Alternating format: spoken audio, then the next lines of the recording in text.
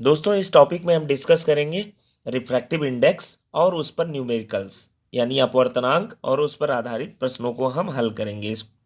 देखिए इस टॉपिक में क्या क्या चीज़ें कवर होने वाली हैं। पहला तो अपवर्तनांक की परिभाषा क्या है, डिफिनीशन और उसका फार्मूला क्या है। फिर अपवर्तनांक की यूनिट क्या होती है, मात्रक क्या होता है। फिर निरपेक्ष अपवर्तनांक एक टर्म होता है, वो क्या होता है, एब्सोल्यूट रिफ्रैक्टिव इंडेक्स। फिर वायु या निर्वात का अपवर्तनांक कई बार पूछा जाता है, रिफ्रैक्टिव इंडेक्स ऑफ एयर। अपवर्तनांक तथा प्रकाश की चाल में क्या संबंध है, relation between speed of light and refractive index. अपवर्तनांक की न्यूमेरिकल बीच बीच में करते रहेंगे और कुछ कंक्लूजन देखेंगे हम। सबसे पहले ये जान लीजिए, जो प्रकाश की चाल सबसे ज्यादा किस में होती है, वायु में होती है या निर्वात में। दोनों में लगभग बराबर होती है, हमने आपसे पहले भी जिक्र किया था। निर्वात में थोड़ी ज्यादा होती है। कितनी होती है निर्वात में अधिकतम चाल, निर्वात में प्रकाश की चाल अधिकतम होती है, कितनी होती है, 3 × 10⁸ वायु में थोड़ी सी कम होती है, लगभग इतना ही होती है। तो दोनों को हम सेम लेके चलते हैं, ठीक है। इसी 3 × 10⁸ न्यूमेरिक को, इसी को सी कहते हैं। तो वायु या निर्वात में चाल होता है सी मीटर पर सेकेंड, ठीक। इन शॉर्ट अगर कभी आगे हम क्वेश्चन डिस्कस करेंगे तो एयर को ए से डिनोट करेंगे, ग्लास को जी से, वाटर को डब्ल्यू से, लिक्विड को एल से। आगे चलते हैं। देखिए अपवर्तनांक वर्ड जो है ना, एक रिलेटिव वर्ड है, ये किसी एक के लिए नहीं इस्तेमाल होता है। इसमें दो माध्यम, अपवर्तनांक शब्द में हमेशा दो माध्यम रहेंगे। कहीं भी अपवर्तनांक लिखा है तो वहां पर दो माध्यमों का इस्तेमाल होगा, ये हमेशा याद रखिएगा। ये हमेशा दो माध्यमों के लिए प्रयोग होता है। यूं कहें कि माध्यमों के एक जोड़े के लिए प्रयोग होता है, एक युग्म के लिए प्रयोग होता है। अकेले किसी एक माध्यम के लिए अपवर्तनांक शब्द प्रयोग नहीं होता है। जैसे द्रव्यमान की अगर बात करें, किसी वस्तु का द्रव्यमान आप बोल सकते हैं। किसी कागज का टुकड़ा है, उसका क्षेत्रफल आप बोल सकते हैं। क्षेत्रफल राशि भौतिक राशि है, वो किसी एक के लिए हो सकती है, किसी एक ऑब्जेक्ट के लिए, किसी एक वस्तु का द्रव्यमान हो सकता है, लेकिन अपवर्तनांक किसी एक का नहीं होता माध्यम का। ये हमेशा दो माध्यमों का होता है, शब्द है ये, दो माध्यमों के लिए है, ठीक है। अब कुछ एग्जाम्पल लेके समझिए तो आपको समझ में आएगा। अभी अपवर्तनांक की परिभाषा और सूत्र बाद में देखेंगे, इसका यूज क्या है बाद में देखेंगे। पहले इसको समझिए कि ये क्या डिनोट करता है। ये डिनोट क्या करता है, ये हम बाद में देखेंगे, सॉरी। ये क्या शब्द है, कैसा शब्द है, देखिए। बात करते हैं, जैसे ऐसे लिखा हो, माध्यम जल के सापेक्ष, सापेक्ष का मतलब तुलना में, जल की तुलना में कांच का अपवर्तनांक, जल के सापेक्ष कांच का अपवर्तनांक, relative index of glass with respect to water. जल की तुलना में कांच का अपवर्तनांक, क्या ये सही है ऐसे लिखना? हाँ बिल्कुल सही है, क्योंकि यहां दो माध्यमों का इस्तेमाल हो रहा है। एक माध्यम है जल और एक माध्यम है कांच। जल की तुलना में कांच का अपवर्तनांक, ठीक है। अपवर्तनांक तुलनात्मक होता है, एक माध्यम की तुलना में दूसरे का अपवर्तनांक, जल की तुलना में कांच का अपवर्तनांक, ठीक। ऐसे ही क्या ये सही है, कांच के सापेक्ष माध्यम एक है कांच और दूसरा माध्यम है जल। अब यहां हमने उल्टा करके लिखा है, कांच की तुलना में जल का अपवर्तनांक, ये भी सही है, ये स्टेटमेंट सही है, बिल्कुल सही लिखा है। सापेक्ष का मतलब तुलना में, बार बार ना बोलना पड़े, विद रिस्पेक्ट टू बोलते हैं इसको। क्या ऐसे लिखा है ये अब सही है? कांच का अपवर्तनांक केवल इतना लिखा है। यहां देखो इनकम्प्लीट इंफॉर्मेशन है, क्योंकि किसी एक का अपवर्तनांक नहीं होता, किसी एक के लिए ये अपनी जागीर नहीं है कि उसी के लिए बना है। कांच का अपवर्तनांक अकेले का नहीं हो सकता। यहाँ एक छूटा हुआ है, छिपा हुआ है। वो क्या छिपा हुआ है, मैंने यहाँ पीछे, बताइए क्या छिपा हुआ है, वो नहीं दिख रहा है, उसको आपको मान के चलना, ऑटोमेटिक मान लिया कीजिए। अगर ऐसे केवल लिखा है कांच का अपवर्तनांक, तो एक माध्यम यहाँ छुपा हुआ है। एक माध्यम तो कांच है, दूसरा क्या है, वायु है। तो यहाँ आप ऑटोमेटिकली जोड़ दीजिएगा। अगर नहीं लिखा है कुछ तो वायु के सापेक्ष रट लीजिए, याद कर लीजिए, ये शब्द जोड़ देना है। तो वायु के सापेक्ष, वायु यहाँ है, वायु के सापेक्ष, यहाँ क्या है, वायु के सापेक्ष कांच का अपवर्तनांक, ये पूरा सही है, ठीक है। अच्छा कुछ चीजें हमने आपसे यहाँ अभी पूरा नहीं बोला। माध्यम जल के तुलना में कांच का अपूर्णांक। पहले तो ये बात आपको क्लियर हो गई ना, यहाँ वायु छिपा हुआ था तो हमने वायु के सापेक्ष लिख दिया, अब ये पूरा हो गया। ठीक है, यहाँ वायु के सापेक्ष छिपा हुआ था, अब सही हो गया, कंप्लीट हो गया। अब हम आगे चलते हैं, इन तीनों को लिखते कैसे हैं। पहले तो ये समझ में आ गया ना, दो माध्यमों के लिए अपूर्णांक होता है, दो माध्यम, यहाँ एक ही माध्यम लिखा था कांच, तो मैंने वायु के सापेक्ष जोड़ दिया शब्द, ये आप जोड़ सकते हैं अपने आप, ठीक है, खुद से जोड़ सकते हैं। ठीक, अब देखिए इसको छोटे में कैसे लिखते हैं, जो पहले लिखा रहेगा उसका नाम पहले रहेगा, जो बाद में रहेगा उसका नाम बाद में अपूर्णांक में रहेगा। अपूर्णांक के लिए सिंबल होता है यन, यन जो है रिफ्रैक्टिव इंडेक्स का सिंबल होता है। ठीक, तो जल के सापेक्ष है तो जल का नाम पहले रहेगा डब्लू। कांच का अपूर्णांक, कांच बाद में आया है तो कांच बाद में, जी फॉर ग्लास। तो इतने पूरे को शॉर्ट में WNG। कौन इतना बड़ा लिखेगा, इतना बड़ा, इसका मतलब होता है वाटर के सापेक्ष जल की तुलना में कांच का अपूर्णांक, जल की तुलना में कांच का अपूर्णांक, n मतलब अपूर्णांक। ठीक, कांच के सापेक्ष जल का अपूर्णांक, कांच के सापेक्ष G पहले रहेगा, जल बाद में रहेगा, तो कांच के सापेक्ष जल का अपूर्णांक। इसी प्रकार केवल कांच का अपूर्णांक लिखा है तो देखिए इसको पहले बात तो ऐसे लिखना चाहिए, इस हिसाब से क्या हो जाएगा, वायु ये पहला हो गया और दूसरा कांच हो गया, वायु के सापेक्ष कांच का अपूर्णांक। कई लोग इसको क्योंकि छिपा रहता है ना, तो कई लोग इसको जो है वायु के सापेक्ष गायब मान लेते हैं, केवल लास्ट में कांच है तो जी वाला ए छोड़ देते हैं कई लोग लिखना, तो ANG मतलब NG होता है, ये भी समझ लीजिए। ए को हटा सकते हैं आप, एयर के लिए हटा सकते हैं, ला सकते हैं, ये दोनों काम कर सकते हैं। वायु के सापेक्ष लिखो या ना लिखो एक ही बात होती है, तो लिखोगे तो ठीक है और बड़ा हो जाएगा स्टेटमेंट ANG। अगर कुछ नहीं लिखा है तो वायु लिख सकते हैं, एक माध्यम आपको वायु लेना पड़ेगा, एक ही माध्यम अगर है तो दूसरा वायु लेना पड़ेगा, वो पहले लगाया जाएगा, वायु हमेशा पहले लगाया जाएगा जो। ठीक है, समझ गए। अब आगे चलते हैं हम थोड़ा सा, ये तो लिखने का तरीका हमने सीख लिया। अपवर्तनांक का अध्ययन क्यों करते हैं, जैसे देखिए दो माध्यम है, माध्यम P ऊपर है, माध्यम Q नीचे है, और माध्यम P विरल है और माध्यम Q सघन है। आपने पढ़ा था कि अच्छा ये माध्यम P में चाल अलग होगी, माध्यम Q में चाल अलग होगी, दोनों माध्यम में अलग अलग चाल होगी। मान लेते हैं माध्यम P में चाल कितनी है, VP वेलोसिटी इन P माध्यम में चाल है VP, Q माध्यम में प्रकाश की चाल हो गई VQ मान लिया। अब आप जान रहे हैं विरल से सघन में अगर गई, ये हमने एग्जाम्पल के तौर पे लिया है, आप ऊपर सघन ले लीजिए नीचे विरल ले लीजिए। तो अभी हमने विरल ऊपर है नीचे सघन है, जब विरल से सघन में जाएगी, रेयर टू डेंसर मूव करेगी, तो सीधा ना जाके अविलंब की ओर बेंड कर जाएगी, ऐसे जाएगी। ठीक, ये तो आप जान ही रहे, और स्पीड भी कम हो जाएगी। आप बताइए दोनों में किसकी चाल ज्यादा होगी, VP में, P माध्यम में चाल ज्यादा होगी, Q माध्यम में, सघन में चाल कम होती है, यानी VQ कम होगा, VQ is less than VP।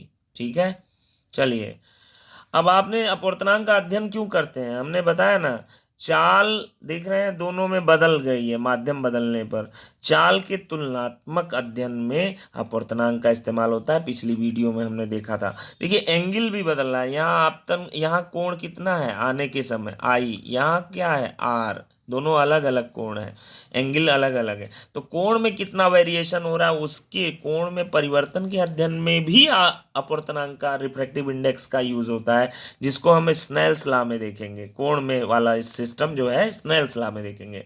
अभी हम चाल में कैसे अपवर्तनांक का इस्तेमाल करते हैं वो देखेंगे, जैसे चाल में कितना गुना वेरिएशन हुआ, यहाँ से यहाँ गया। तो चलिए चाल के अध्ययन में अपवर्तनांक का प्रयोग, चलिए देखिए पहले तो अपवर्तनांक की परिभाषा और सूत्र। अच्छा हम चाल में पहले पढ़ रहे हैं, एंगल बाद में देखेंगे अगले वीडियो में स्नेल्स लॉ में। ठीक है, कैसे अपवर्तनांक का प्रयोग हम कोण के परिवर्तन में करते हैं वो बाद में देखेंगे। बी पार्ट में देखेंगे नेक्स्ट वीडियो में। चलिए पहले हम चाल में देख लें अपवर्तनांक का सूत्र क्या है, परिभाषा क्या है, एग्जाम में आप कैसे लिखेंगे। तो जरा गौर से देखिए सभी लोग, definition of refractive index and formula. तो देखिए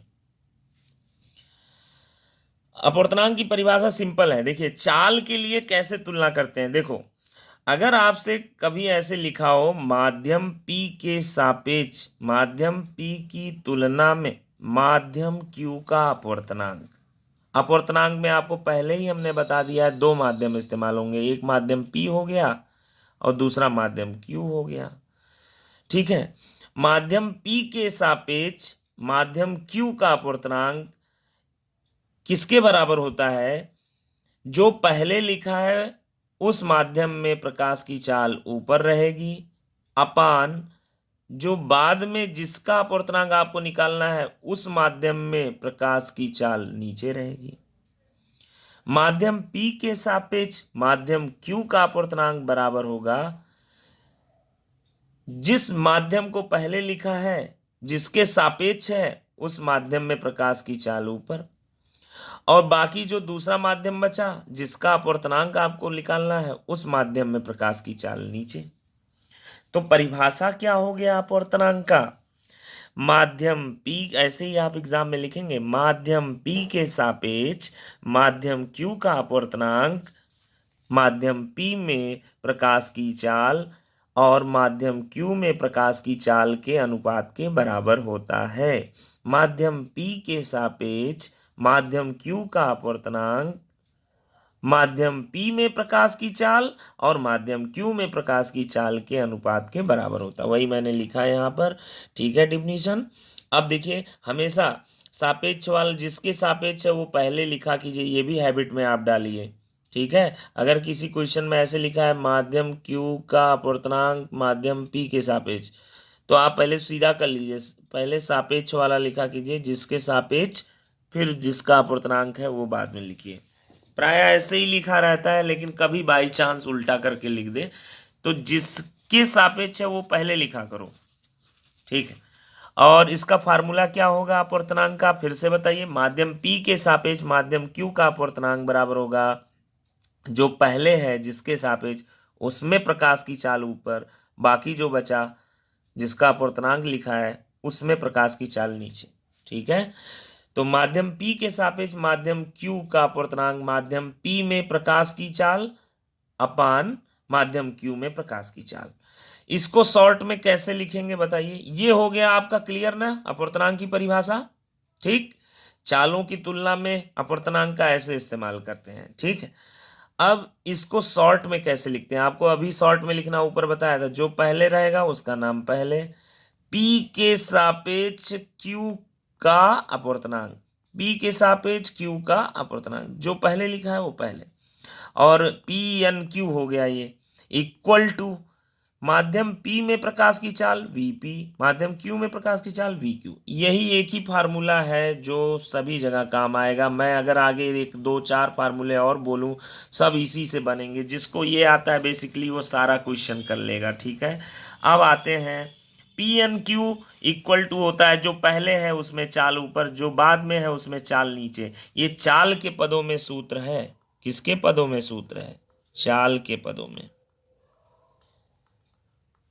अपवर्तनांक का ये सूत्र किसके पदों में है, चाल के पदों में। n का फार्मूला VV के पदों में है। ठीक है, अब हम बात करते हैं अपवर्तनांक का मात्रक क्या होता है। देख रहे हैं आप, स्पष्ट देख रहे हैं सभी लोग कि अपवर्तनांक के फार्मूले में ऊपर भी चाल है नीचे भी चाल है। चाल का यूनिट मीटर पर सेकेंड, ऊपर मीटर पर सेकेंड, नीचे मात्रक है मीटर पर सेकेंड, और दोनों मात्रक रख देंगे तो अपवर्तनांक का मात्रक आ जाएगा। अपवर्तनांक का मात्रक ये कैंसिल हो जाएगा, कोई मात्रक नहीं होता, कैंसिल हो गया। अपवर्तनांक चालों का अनुपात है, इसीलिए इसका कोई मात्रक नहीं होता।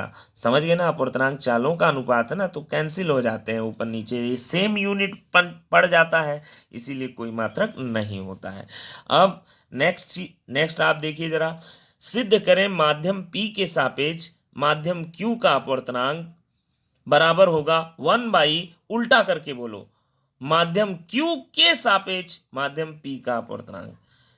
ये माध्यम P के सापेक्ष, अभी P के सापेक्ष है, माध्यम Q का अपवर्तनांक बराबर होगा 1 बाई, उल्टा बोलो, पहले Q यहां कर दो, माध्यम Q के सापेक्ष माध्यम P का अपवर्तनांक 1 बाई करके, ठीक है।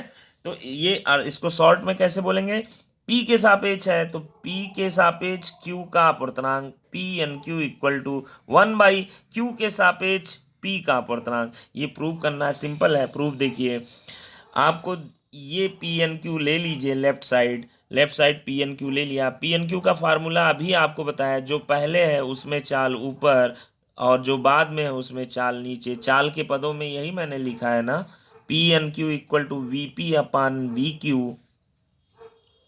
तो यहां से p n q equal to v p upon v q, v p को नीचे उठा लाइए, पूरा नीचे आ जाएगा तो ऊपर 1 रह जाएगा, वी पी नीचे आ जाएगा तो v q by v p equal to 1 by. देखिए ये देखिए अब चाल का ये फार्मूला, जिसका अब आप इसको मत देखिए पूरा, केवल इतना ध्यान दीजिए, चाल ऊपर क्यू की पहले लिखी है, तो जैसे यहां देखिए आप, चाल पहले P की है तो P पहले आएगा, Q नीचे है तो Q बाद में आएगा। वैसे ही यहाँ पर देखिए 1 को 1 आपका हो गया, 1 हो गया। अब Q 1 को 1 छोड़ दीजिए आप, Q पहले है तो Q की चाल पहले है तो Q पहले आएगा, P वाली चाल नीचे है तो P बाद में आएगा।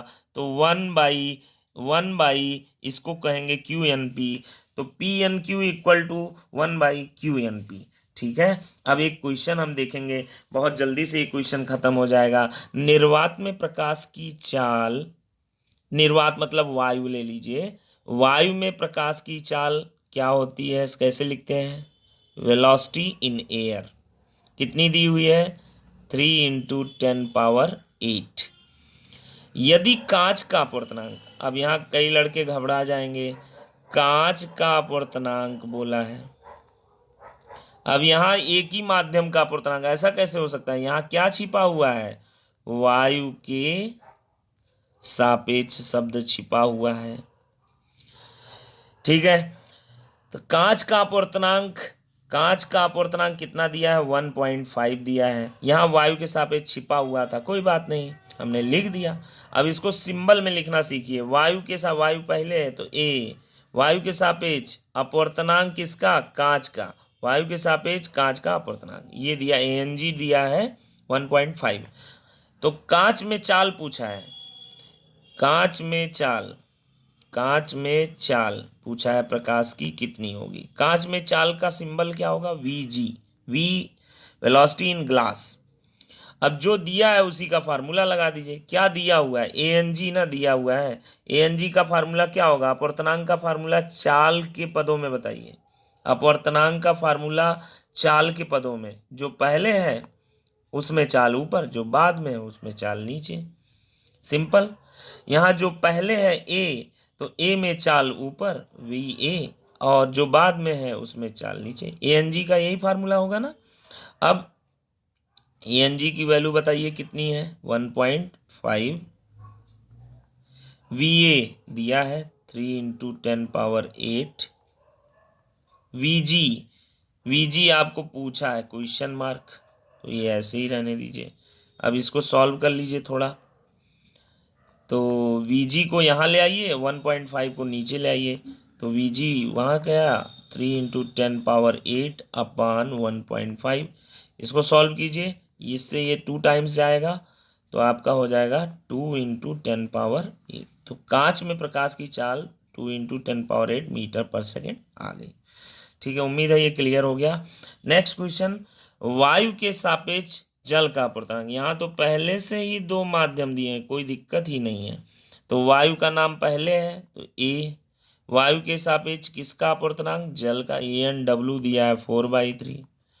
पूछा है जल के सापेक्ष वायु का अपवर्तनांक, जल के सापेक्ष वायु का अपवर्तनांक, जल के सापेक्ष वायु का अपवर्तनांक, ये पूछा है, कोई बात नहीं, ठीक है। जल का नाम, यहाँ फिर 2 मीडियम है, तो जल का नाम पहले लिख लीजिए W, अपवर्तनांक किसका, वो बाद में, वायु का अपवर्तनांक वो बाद में, जिसका अपवर्तनांक रहेगा वो बाद में रहेगा, बाकी पहले कर दिया करो बस। वायु का अपवर्तनांक है ना, तो बाद में ये रहेगा। अब WNA बराबर अभी आपको बताए थे एक फार्मूला अभी बताए थे थोड़ी देर पहले, PNQ इक्वल टू 1/, करोगे तो उल्टा नीचे लिखना पड़ेगा QNP, तो यहीं से WNA इक्वल टू 1/ANW, यही होगा ना। तो आपको जल के सापेक्ष वायु का अपवर्तनांक चाहिए, तो इसका फार्मूला ये होगा, 1/ANW दिया हुआ है 4/3, 3 को ऊपर ले जाइए तो 3/4 आ गया। WNA आपका आ गया, WNA कितना आ गया, 3/4। ठीक है, यही तो पूछा था। नेक्स्ट, ये निरपेक्ष अपवर्तनांक इंपॉर्टेंट टॉपिक है। एब्सोल्यूट रिफ्रैक्टिव इंडेक्स क्या होता है, बहुत सिंपल है, कुछ नहीं, अलग कुछ नहीं है। दो माध्यम में से एक माध्यम वायु अगर हो जाए तो उसी को कहते हैं निरपेक्ष अपवर्तनांक। सिंपल, जैसे एक माध्यम आपका जेड है और यहाँ पे अगर छिपा हुआ है तो आप क्या बोलते हो, वायु के सापेक्ष छिपा हुआ है ना। अगर एग्जाम में केवल लिखा जाए माध्यम जेड का अपवर्तनांक, तो आप क्या उसे मानते हो, उसी को तो या करके आप बोलते हो वायु के सापेक्ष यहाँ छिपा हुआ है, लिख दो। इसी को ही कहते हैं वायु के सापेक्ष किसी माध्यम के अपवर्तनांक को, माध्यम जेड के अपवर्तनांक को वायु के सापेक्ष अगर बोलेंगे उसी को कहते हैं माध्यम जेड का निरपेक्ष अपवर्तनांक, और कुछ नहीं है। निरपेक्ष अपवर्तनांक मतलब एक माध्यम वायु है, उसी के सापेक्ष करना है, वायु के सापेक्ष करना है बस। तो निरपेक्ष अपवर्तनांक क्या होता है, किसी भी माध्यम का किसके सापेक्ष, वायु के सापेक्ष अपवर्तनांक उस माध्यम का निरपेक्ष अपवर्तनांक कहलाता है। Refractive index of a medium with respect to air is known as absolute refractive index of that medium. तो किसी माध्यम जेड का अपवर्तनांक अगर कहीं लिखा है, माध्यम जेड का अपवर्तनांक अकेले एक माध्यम लिखा है, तो आपको हमने पढ़ाया है कि भाई एक माध्यम वहां पे पहले क्या लगा देते हैं, वायु के सापेक्ष, वो लगाना ही पड़ेगा क्योंकि अपवर्तनांक दो लोगों के लिए होता है। तो भाई दो माध्यम, दूसरा माध्यम यहाँ वायु के सापेक्ष, वो भी पहले लगाना है, पहले हमेशा सापेक्ष जिसके है वो पहले लगाना है, वायु के सापेक्ष। यहाँ हमने वायु के सापेक्ष लगा दिया, बाय डिफॉल्ट ये छिपा होता है। अब जब वायु के सापेक्ष है, इसी को ही निरपेक्ष अपवर्तनांक कहते हैं। कहीं पे लिखा है जल का अपवर्तनांक, मान लीजिए कहीं लिखा है किसी क्वेश्चन में जल का अपवर्तनांक, तो वो जल का निरपेक्ष अपवर्तनांक है, क्योंकि वहां क्या छिपा हुआ है, वायु के सापेक्ष छिपा हुआ है। तो लिख दो, जैसे ही लिखोगे तो क्या बन गया, वायु के सापेक्ष जल का अपवर्तनांक, और वायु के सापेक्ष किसी का अपवर्तनांक को ही, इसी को क्या कहेंगे, जल का निरपेक्ष अपवर्तनांक। ठीक है, जल के अपवर्तनांक को क्या कहेंगे, जल का निरपेक्ष अपवर्तनांक, क्योंकि जल का अपवर्तनांक मतलब वायु के सापेक्ष है ये जल का अपवर्तनांक, और वायु के सापेक्ष किसी का भी अपवर्तनांक हो तो उसका वह निरपेक्ष अपवर्तनांक कहलाता है। जैसे कांच का अपवर्तनांक कहीं लिखा है, कांच का अपवर्तनांक, तो क्या चीज छिपा हुआ है यहां पे, अगली लाइन में आप लिख सकते हो वायु के सापेक्ष, इसी को लिख सकते हो कांच का अपवर्तनांक, लिख सकते हैं ना, बिल्कुल। अब मैं कह रहा हूं वायु के सापेक्ष है ना कांच का अपवर्तनांक, इसी को कहेंगे कांच का कौन सा अपवर्तनांक, इसी को कहेंगे कांच का, छोटे में कहते हैं इसी को निरपेक्ष अपवर्तनांक। तो मेरी बात समझ में आ गई होगी। अब जैसे माध्यम जेड का अपवर्तनांक कहीं लिखा है, तो आप यहां आगे जोड़ दीजिए वायु के सापेक्ष, इसके आगे जोड़ दीजिए वायु के सापेक्ष माध्यम जेड का अपवर्तनांक। इसको ऐसे भी लिख सकते हैं और इसको ऐसे भी लिख सकते हैं, माध्यम जेड का अपवर्तनांक को माध्यम जेड का निरपेक्ष अपवर्तनांक भी कहते हैं। अच्छा, इसको शॉर्ट में कैसे लिखते हैं, ए वायु के सापेक्ष जेड का अपवर्तनांक, ए एन जेड। हमने कहा था ए लिखो चाहे ना लिखो, आपको पीछे आप देखा था आपने वीडियो, तो ए लिखो चाहे ना लिखो, यहाँ ए हटा दो, ए बाय डिफॉल्ट है, ना लिखो, ए एनजेड भी कह लो। माध्यम जेड का अपवर्तनांक को एनजेड कई लोग कहते हैं, कई लोग ए एन जेड कहते हैं माध्यम जेड के अपवर्तनांक को, इसको ये भी कहते हैं, बात एक ही है सब। अच्छा, इसका सूत्र कैसे बनाओगे, अपवर्तनांक का सूत्र मैं ऐसे जानकारी के लिए पूछ रहा हूं, कोई याद नहीं रखना है कोई फार्मूला, एक ही फार्मूला जो पढ़ाए थे शुरू में वही याद रखना है। तो अपवर्तनांक का सूत्र चाल के पदों में क्या होगा, जो पहले उसमें चाल ऊपर, एयर पहले है ए, तो वायु में चाल ऊपर, जेड जेड में चाल नीचे, तो VA अपान VZ। यहां तक समझ में आ गया। अच्छा एक चीज ये बताइए, किसी भी माध्यम जेड में, जैसे दो माध्यम है, ऊपर हमने वायु ले लिया और नीचे हमने माध्यम जेड ले लिया, वायु में चाल सबसे ज्यादा होती है, प्रकाश अगर चल रहा है वायु में चाल सबसे ज्यादा होती है, और बाकी में चाल जो है कम होती है, इससे कम होगी, 3 × 10⁸ से कम होगी इसमें चाल। ये बात आपको मालूम है ना, किसी भी माध्यम में चाल जो होती है वायु से कम ही होती है। अब यहां जरा डिवाइड करना आता है ना, भाग करना, नीचे जेड में चाल है, ऊपर वायु में चाल है, कौन ज्यादा है? वायु वाली चाल ज्यादा है, आपको बताया ना, ये कम है, ये कम है, हर कम है, अंश ज्यादा है, न्यूमरेटर ज्यादा है, डिनोमिनेटर कम है, न्यूमरेटर ज्यादा है, डिनोमिनेटर कम है, तो भाग करोगे, डिवाइड करोगे, एक से ज्यादा आएगा। तो किसी माध्यम का अपवर्तनांक, किसी भी माध्यम का अपवर्तनांक एक से ज्यादा आएगा। यहां क्लियर हो गया ना, क्योंकि नीचे वाला हमेशा कम रहेगा, ऊपर वाला हमेशा ज्यादा रहेगा, तो किसी माध्यम का अपवर्तनांक एक से ज्यादा होता है। तो वायु के अतिरिक्त किसी अन्य माध्यम का अपवर्तनांक ग्रेटर देन 1, ठीक है, एक से ज्यादा होता है। किसी अन्य माध्यम का अपवर्तनांक, किसी भी माध्यम का अपवर्तनांक एक से ज्यादा होता है, किसी भी माध्यम का, माध्यम जेड हो। लेकिन वायु का अपवर्तनांक अगर पूछा जाए तो कितना होगा? अभी हमने वायु का नहीं, वायु के अलावा किसी माध्यम जेड का अपवर्तनांक हमने बताया है, वो एक से ज्यादा होगा। अब वायु का अपवर्तनांक निकालना है तो सिंपल, वायु का अपवर्तनांक निकालने का मतलब यहाँ क्या छिपा हुआ है, एक माध्यम का तो अपवर्तनांक होता नहीं, तो यहाँ लगा दो वायु के सापेक्ष, लगा दिया, वायु के सापेक्ष लगा दिया, वायु के सापेक्ष वायु का अपवर्तनांक बराबर क्या होगा? इसको शॉर्ट में कैसे लिखेंगे? वायु के सापेक्ष वायु का अपवर्तनांक A बराबर क्या होगा? जो पहले है उसमें चाल ऊपर, वायु में A माने वायु, A मतलब वायु में चाल ऊपर, फिर जो बाद में है फिर वायु है, वायु में चाल नीचे, ये दोनों कैंसिल हो जाएगा, 1 आ जाएगा। तो वायु का अपवर्तनांक या वायु का वायु के सापेक्ष अपवर्तनांक एक ही बात है, 1 होता है। इसको ANA बोलो, चाहे पहला वाला A हटा दो, तो Na 1 होता है। वायु का अपवर्तनांक 1 होता है। वायु के अलावा अन्य किसी माध्यम का अपवर्तनांक जो होता है एक से ज्यादा। द्रव का, जैसे आपसे पूछे पानी का अपवर्तनांक एक से ज्यादा होगा, कांच का अपवर्तनांक एक से ज्यादा होगा, वायु का अपवर्तनांक लेकिन 1 होता है हमेशा, ठीक है। अब बात करते हैं एक इंपॉर्टेंट चीज की, यहां देखिए जरा ध्यान से, बहुत गौर से देखिएगा। जेड नीचे वाला देखिए, नीचे वाला जेड में प्रकाश की चाल, जेड में प्रकाश की चाल ये तो कंफर्म है, इससे कम होगी वायु से। जेड में प्रकाश की चाल, मान लो ये जल है, जल, अगर ये जल है तो वायु से थोड़ा सा कम होगा, अगर ये कांच है तो बहुत कम हो जाएगा, ठीक है। तो जेड में प्रकाश की चाल बदल सकती है, अगर माध्यम जेड जल के बजाय कांच ले लो तो जल, जेड में चाल बदलती रहेगी। अगर ये मान लीजिए जेड जो है जल है, तो जल में चाल मान लीजिए 2, एक एक अनुमान के लिए मान लीजिए 2, तो कांच में चाल जो है और कम होगी, 1.5 मान लीजिए कांच में चाल, कांच में चाल और कम होगी।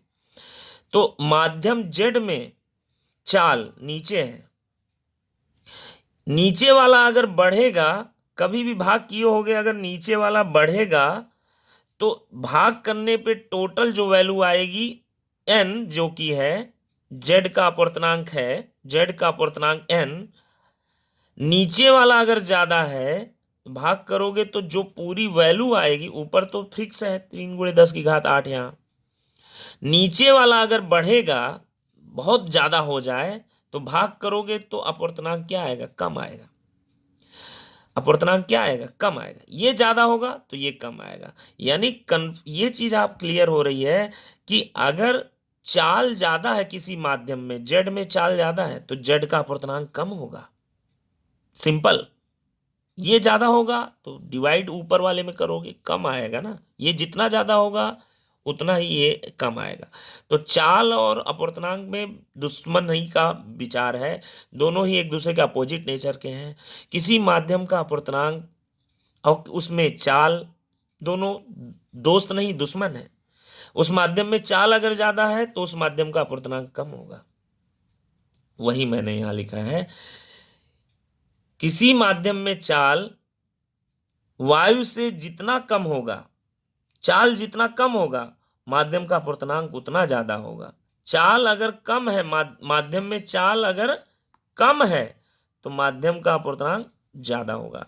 एन और वी में इनवर्सली प्रोपोर्शनल है, व्युत्क्रमानुपाती क्रमानुपाती है। किसी माध्यम का अपूर्णांक उस माध्यम में चाल के व्युत्क्रमानुपाती क्रमानुपाती होता है। माध्यम में चाल ज्यादा होगा तो उस माध्यम का अपूर्णांक और कम होगा। अगर चाल कम होगा तो अपूर्णांक बढ़ेगा। उल्टा, ये कम ये ज्यादा, ये ज्यादा तो ये कम। अब एक और फार्मूला, इसको प्रूफ कर लेते हैं। P n q equal to, देखिए अब ये एक दूसरा फार्मूला, पहली बार हम दूसरा फार्मूला लाने जा रहे हैं। एक फार्मूला आप पढ़ चुके हैं। P n q equal to क्या होता है दोस्तों, वी चाल के पदों में वी पी पहले, नीचे वी क्यू, यही होता है ना चाल के पदों में। अब हम पी एन क्यू का एक दूसरा फार्मूला पढ़ने जा रहे हैं अपूर्णांक के पदों में, एन बाई एन में। यहाँ वी बाई वी है, n equal to v by v में, n equal to n by n वाले में कैसे लिखते हैं वो देखना है। तो p n q equal to होता है, मतलब माध्यम P के सापेक्ष माध्यम Q का अपूर्णांक बराबर वायु के सापेक्ष माध्यम Q का अपूर्णांक ऊपर, वायु के सापेक्ष माध्यम P का अपूर्णांक नीचे। जो पहले है अपूर्णांक वाले सूत्र में वो भैया नीचे आएंगे, जो बाद में है वो पहले ऊपर आएंगे। अपूर्णांक वाले में, चाल वाले में जो पहले है उसी में चाल ऊपर, जो बाद में माध्यम है उसी माध्यम में चाल नीचे बाद में। अपूर्णांक वाले में जो पहले है उसका अपूर्णांक बाद में आएगा, जो बाद में है उसका अपूर्णांक पहले ऊपर आएगा। ठीक है, और वायु के सापेक्ष यहाँ ए लग जाएगा बस।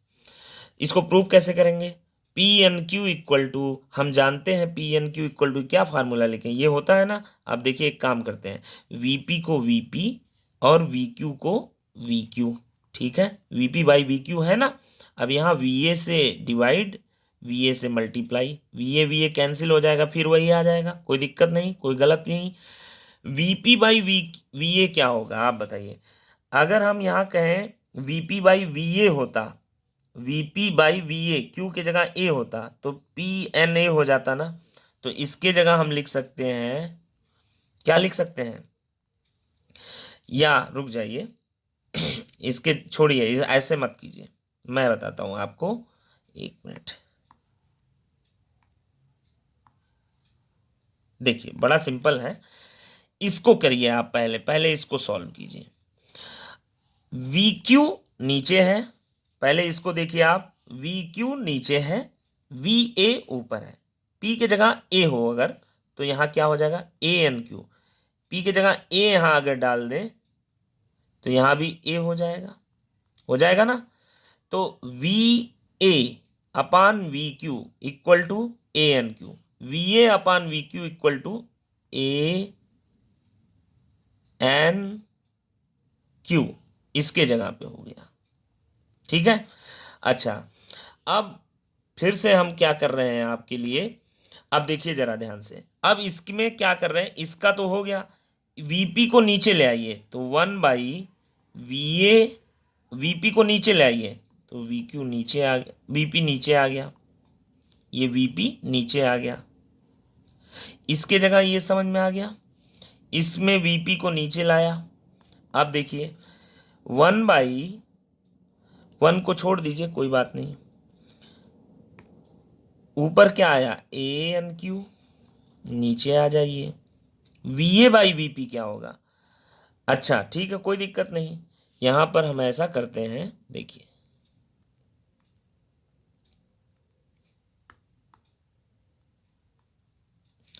अब देखिए जरा ध्यान से, VA/VP, P के जगह पे A डाल दो, तो यहां भी P के जगह क्या हो जाएगा, A, और नीचे VP है तो Q के जगह पे P डाल दो, तो VA/VP, Q के जगह पे P डाल दो, तो VA/VP क्या होगा, ANP, इसके जगह लिख सकते हैं ANP। प्रूव हो गया ना, PNQ equal to ANQ/ANP, PNQ equal to ANQ/ANP। अब एक क्वेश्चन देख लीजिए जल्दी से, दो छोटे छोटे क्वेश्चन हैं।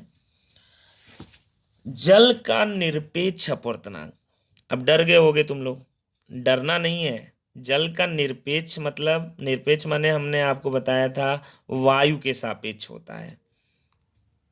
निरपेक्ष अपवर्तनांक का मतलब होता है वायु के सापेक्ष। तो यहाँ पे इसको पूरा आप बोलिए क्या लिखा हुआ है, बेसिकली ये लिखा हुआ है वायु के सापेक्ष जल का अपवर्तनांक है। ये जल का निरपेक्ष अपवर्तनांक का मतलब वायु के सापेक्ष जल का अपवर्तनांक है। ये कितना दिया है, 4/3। तो इसको शॉर्ट में कैसे लिखेंगे, ए वायु के सापेक्ष जल का अपवर्तनांक है ANW, कितना दिया है ANW 4/3 दिया है। और वायु में प्रकाश की चाल, velocity of light in air, VA वायु में प्रकाश की चाल, VA velocity of light in air कितना दिया है, 3 × 10⁸ मीटर पर सेकेंड। जल में प्रकाश की चाल VW पूछा है, जल में प्रकाश की चाल VW वेलोसिटी इन वाटर पूछा है। तो ANW का फार्मूला लगा दीजिए, सिंपल है, कुछ नहीं। ANW अपवर्तनांक का चाल के पदों में फार्मूला बताइए, VA ऊपर होगा, VW नीचे होगा। ANW की वैल्यू कितनी है, 4/3। VA बता दीजिए कितनी है, 3 × 10⁸। VW निकालना है तो एज इट इज रख दीजिए। तो VW यहाँ ले आइए, 3 और 4 नीचे ले आइए, 3 को यहाँ ले जाइए, VW ऊपर आ गया यहाँ पर, 3 × 3 9 हो जाएगा, 9 × 10⁸, और 4 नीचे आ जाएगा। सॉल्व कर लीजिए, 2.25 × 10⁸ मीटर पर सेकेंड। ठीक है, ये आ गई जल में चाल। नेक्स्ट क्वेश्चन, ये अच्छा क्वेश्चन है, वेरी इंपॉर्टेंट। जरा देखिए, वायु के सापेक्ष कांच का अपवर्तनांक, वायु के सापेक्ष कांच का अपवर्तनांक ANG कितना दिया, 1.5। कांच के सापेक्ष किसी द्रव का अपवर्तनांक, तो कांच का नाम पहले है जिसके सापेक्ष, वो पहले G के सापेक्ष किसी द्रव का अंग्रेजी लिक्विड L, कांच के सापेक्ष द्रव का अपवर्तनांक बराबर कितना, 1.61।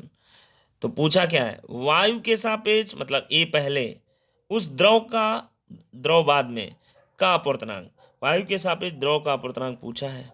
अब बताइए, ANL पूछा है, ANL अपवर्तनांक का सूत्र ऐसा बताओ जिसमें अपवर्तनांक आता हो।